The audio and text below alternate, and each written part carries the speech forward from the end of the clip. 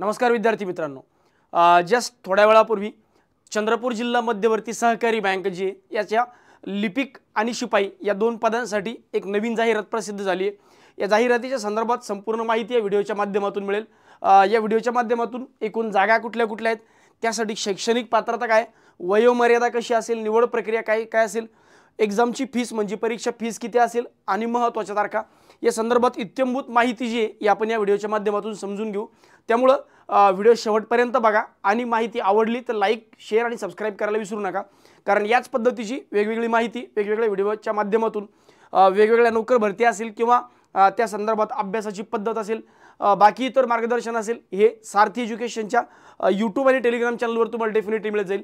त्यामुळे यूट्यूब आणि टेलिग्राम चॅनलला लाईक, शेअर आणि सबस्क्राइब मात्र करायला विसरू नका। धन्यवाद। सुरू करूया जागांपासून, सुरुवात करूया जागांपासून की किती नेमक्या जागा या बँकेच्या आहेत आणि त्यासाठी कोण कोण ते कॅन्डिडेट इलिजिबल आहेत, म्हणजे शैक्षणिक पात्रता असेल किंवा वयोमर्यादा असेल। बघा, याच्यामध्ये दोन प्रकारची जागा आहेत। एक आहे क्लर्क, ज्याला आपण म्हणतो लिपिक, क्लर्क पदाची जागा आहे। तर क्लर्क पदाची एकूण 261 जागा आहे। यासाठी किमान वयोमर्यादा 21 आणि जास्तीत जास्त 38। किमान 21, जास्तीत जास्त 38, म्हणजे कमीत कमी तुमचं 21 वर्ष पूर्ण झालं असावं आणि जास्तीत जास्त 38 पर्यंत। सोबत सोबत शैक्षणिक पात्रता काय, बघा ही झाली जागांची माहिती, एकूण किती जागा आहेत, वयोमर्यादा। आता शैक्षणिक पात्रता, कोणत्याही शाखेचा पदवीधर, म्हणजे जर तुम्ही BA, BCom, BSc, त्यानंतर BSc ॲग्रिकल्चर, बी फार्मसी, बी फार्मसी, त्यानंतर इंजिनिअरिंग असेल, BCA, BCS, कुठलीही डिग्री एनी ग्रॅज्युएट, कोणत्याही शाखेचा पदवीधर, सोबत सोबत ती परीक्षा आणि सोबत सोबत MSCIT, मग कम्प्युटरचा एखादा कोर्स असेल MSCITच्या तत्सम, जसं टॅली असू शकतो किंवा एखादा असा कोर्स जो मिनिमम MSCITचे इक्विव्हॅलंट आहे, जसं MSCIT अराउंड 3 महिन्यांचा असतं, तर 3 महिन्यांचा एखादा कोर्स, किंवा तुमचं ग्रॅज्युएशन त्याच्यातून झालं आहे, जे तुम्हाला प्रूव्ह करतं की तुम्हाला त्या लेवलचे इलिजिबिलिटी क्रायटेरियामध्ये तुम्ही फुलफिल करता, तर अशी विद्यार्थी यासाठी फॉर्म भरू शकतात। शैक्षणिक पात्रता जी आहे, पदवी झालेली असावी, कधीपर्यंत पदवी झाली असावी, अर्जकर्ते रोजी वयोमर्यादा शैक्षणिक अर्ज धारण करणे आवश्यक आहे। म्हणजे काय, ज्या दिवशी तुमची लास्ट डेट ऑफ ॲप्लिकेशन आहे किंवा ज्या दिवशी तुम्ही फॉर्म भरताय त्या दिवशी तुमचं ग्रॅज्युएशन पूर्ण झालं असावं। जसं की फायनल इयरला कुठले कॅन्डिडेट असेल तर हे लोक यासाठी इलिजिबल नसणार आहे डेफिनेटली। मग पहिला मुद्दा आहे तो कोणत्याही शाखेचा पदवीधर। आता इथं 2 क्लॉज दिलेत बघा, नीट वाचतो आणि समजून घ्या। वाणिज्य शाखेचा पदवीधर, पदव्युत्तर पदवी, बँकिंग क्षेत्रातील लिपिक, वरिष्ठ लिपिक श्रेणीतील कामकाजाचा प्रत्यक्ष अनुभव असल्यास प्राधान्य। म्हणजे याचा अर्थ असा नाही आहे की वाणिज्य म्हणजे BCom मधून पदवी झालेली असावी, असेल तर प्राधान्य देण्यात येईल, नसेल तर कंपल्सरी नाही। त्यामुळं हे लक्षात ठेवा की तुमची शैक्षणिक पात्रता आहे कोणत्याही शाखेचा पदवी, या 2 गोष्टी। त्याचप्रमाणे इंग्लिश किंवा मराठी टायपिंग उत्तीर्ण असल्यास प्राधान्य, म्हणजे कंपल्सरी आहे का, तर हे सुद्धा नाही। तर कंपल्सरीवाला पार्ट कोणता आहे, फक्त ग्रॅज्युएशन आणि MSCIT किंवा तत्सम एखादा कोर्स असलेला। बाकी या 2 गोष्टी ज्या आहेत या प्राधान्य डिझायरेबल आहे, कंपल्सरी नाही आहे। आता जर तुम्ही क्लर्क पदासाठी पात्र म्हणजे इच्छुक असाल तर तुमचं हे असे, जर तुम्ही पिऊन पदासाठी म्हणजे शिपाई पदासाठी जर तुम्ही अर्ज करताय तर याचे एकूण जागा आहेत 97, 18 ते 38 वर्ष वय आणि किमान 10वी पास असणं आवश्यक आहे। तर हा झाला पहिले 3 मुद्दे की जागा जसं मी सांगितलं, क्लर्क पदासाठी मी तुम्हाला म्हणतोय की क्लर्क पदासाठी फॉर्म भरा। बँकिंगची तयारी करणाऱ्या विद्यार्थ्यांनी क्लर्क पदासाठी फॉर्म भरा। शैक्षणिक पात्रता सांगितलं, कोणत्याही शाखेची पदवी आणि वयोमर्यादा 21, किमान 21 ते 38 वर्षांपर्यंत शैक्षणिक पात्रता, कोणत्याही शाखेची पदवी। आता येऊया निवड प्रक्रियेवर। निवड प्रक्रिया म्हणजे सिलेक्शन प्रोसेस ही नेमकी कशी असणार आहे, तर पहिल्यांदा होणार तुमची परीक्षा, परीक्षेनंतर क्लर्क पदासाठी होणार मुलाखत, परीक्षेनंतर मुलाखत आणि मग डॉक्युमेंट व्हेरिफिकेशन, ज्याला आपण कागदपत्र पडताळणी म्हणतो। मग परीक्षा जी होईल, तर परीक्षा सुरुवातीला परीक्षा होईल 90 मार्कांची। त्याबद्दल इन डेप्थ समजून घेऊया की या 90 मार्कांमध्ये नेमकं काय काय कशा पद्धतीने असेल। बघा, पहिल्यांदा ऑनलाईन परीक्षा होईल। ऑनलाईन परीक्षेमध्ये 90 मार्कांची परीक्षा असेल, 1 गुण एका प्रश्नाला, या पद्धतीने 90 क्वेश्चन 90 मार्क। ही परीक्षेमध्ये काय काय असणार आहे बघा, या परीक्षेमध्ये गणित, बँकिंग आणि सहकार, सामान्य ज्ञान, चालू घडामोडी, कृषी व ग्रामीण अर्थव्यवस्था, मराठी, कम्प्युटर, संगणक ज्ञान आणि तंत्रज्ञान, बुद्धिमत्ता चाचणी या पद्धतीचे विषय असतील, म्हणजे एवढे सब्जेक्टवर परीक्षा होईल. मागे एक अहमदनगर डिस्ट्रिक्ट कोऑपरेटिव्ह बँकेची जाहिरात आली होती, त्यासाठी जो सिलेबस आहे, त्यासाठीची जी प्रोसेस आहे same to same Chandrapur district cooperative बँकेत सुद्धा सेम टू सेम याच पद्धतीची प्रोसेस आहे, याच पद्धतीची सिलेक्शन प्रोसेस आहे. यानंतर तसेच ऑनलाईन परीक्षेचे माध्यम मराठी असेल, म्हणजे परीक्षा सुद्धा मराठीमध्ये होईल.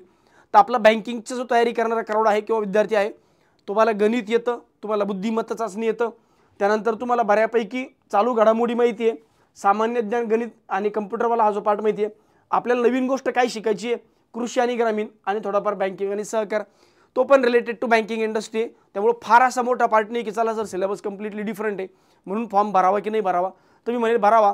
जे लोक विदर्भातून बिलॉंग करतात, वाटतं की यार घराजवळ नोकरी असणं आवश्यक आहे, माझ्या जिल्ह्यात जर नोकरी असेल तर आयुष्य सुंदर होतं, तर अशा लोकांनी डेफिनेटली याचा फॉर्म भरला पाहिजे. तर हा झाला याच्यावाला मुद्दा. आता पुढे जर बघितलं, कागदपत्र पडताळणी आणि मुलाखत. ऑनलाईन परीक्षेत जेवढे लोक उत्तीर्ण होतील तर एका जागेसाठी 3 या प्रमाणानुसार मुलाखतीस पात्र उमेदवारांची यादी, म्हणजे जसं 261 जागा आहेत त्याचे तिप्पट म्हणजे 783 लोक मुलाखतीस बोलावले जातील. 261 चे तिप्पट म्हणजे 783 लोक मुलाखतीला बोलावले जातील, म्हणजे एका जागेसाठी 3 लोकांना मुलाखतीला बोलावले जाणार आहे.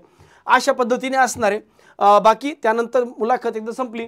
मुलाखत किती मार्कांची? 10 मार्कांची. 10 पैकी पण 5 मार्क शैक्षणिक अर्हतेला शैक्षणिक आणि मुलाखत फक्त 5 मार्कांची. त्यामुळं इथं काही घोळ होण्याची शक्यता, तो घोळ होण्याची शक्यता फार कमी, कारण ऑलमोस्ट नाहीच आहे. त्याच्यामागचं कारण असं की मुलाखतीला फक्त 5 मार्क दिलेत. या संदर्भात तुम्हाला काही अडचण वाटली, तुम्हाला काय वाटलं की यार सर मला याच्याबद्दल अडचण वाटते किंवा हे समजत नाही आहे, तर तुम्ही यांना याच्यावर ईमेल पण करू शकता. खाली 2 मोबाईल नंबर पण दिलेत, त्या मोबाईल नंबरवर पण तुम्ही मेसेज किंवा कॉल करू शकता. कॉल करा. बरं, पुढे आहे बघा, हे डॉक्युमेंट्स लागतात. हां, मुलाखत. कागदपत्रे पडताळणीमध्ये मुलाखतीस पात्र होणाऱ्या उमेदवारांची बँकेने गठीत केलेल्या समितीकडून मुलाखत घेण्यात येईल. मुलाखत 10 गुणांची असेल.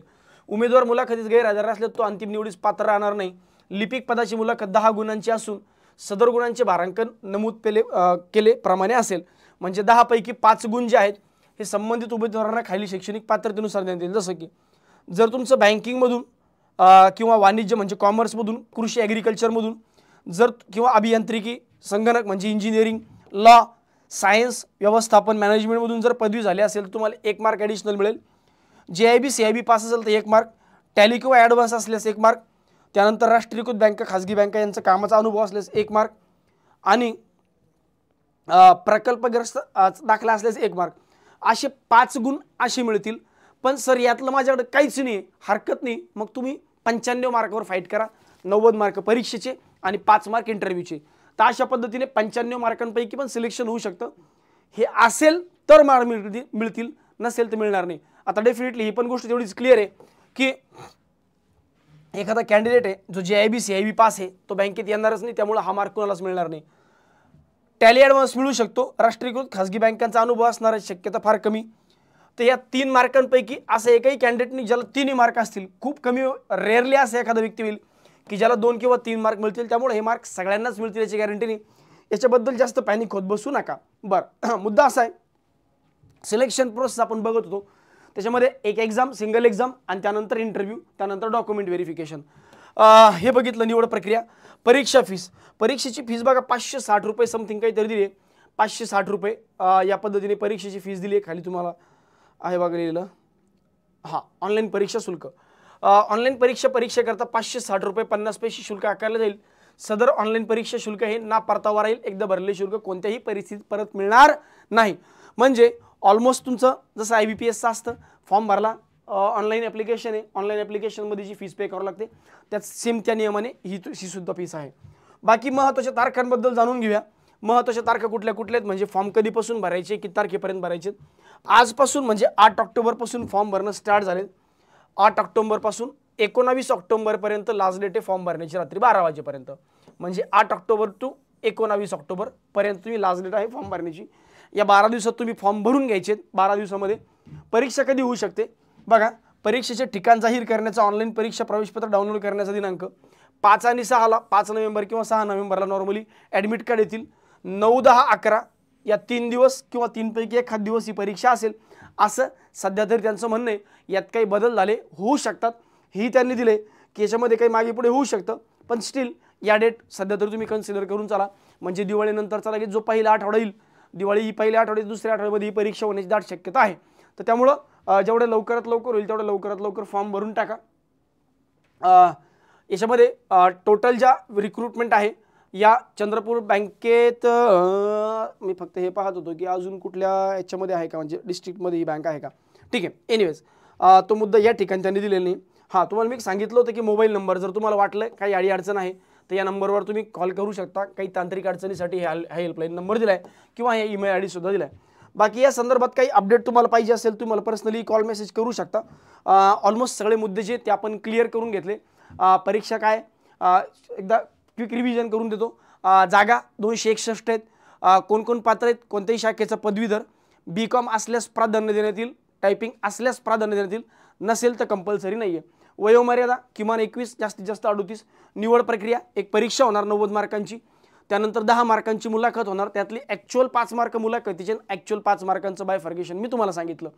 परीक्षा फीस 560 रुपये 50 पैसे. महत्त्वाच्या तारखा आजपासून म्हणजे 8 ऑक्टोबरपासून 19 ऑक्टोबरपर्यंत लास्ट डेट आहे.